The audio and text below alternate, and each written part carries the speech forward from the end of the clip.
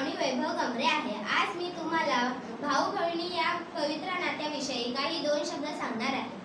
भाऊ बहिणीचं पवित्र नातं हे अख्ख्या जगात खूपच छान आहे। या दिवशी बहीण आपल्या भावाला मनगटावर राखी बांधते व त्याच्याकडून एक वचन घेते की तू माझ्या रक्षण करशील, आयुष्यभर माझेच रक्षण करशील।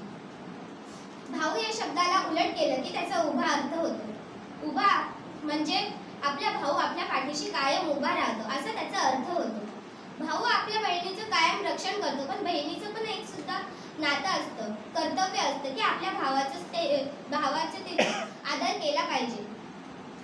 भाऊ आपला नेहमीच आदर करतो, आपल्या बहिणीला काही कमी पडू देत नाही। भाऊ बहिणीचे नातं हे खूप पवित्र आहे। राखी पौर्णिमेच्या दिवशी भाऊ बहीण या दोघांचे पवित्र नातं मांडले जाते। एवढे बोलून मी माझे भाषण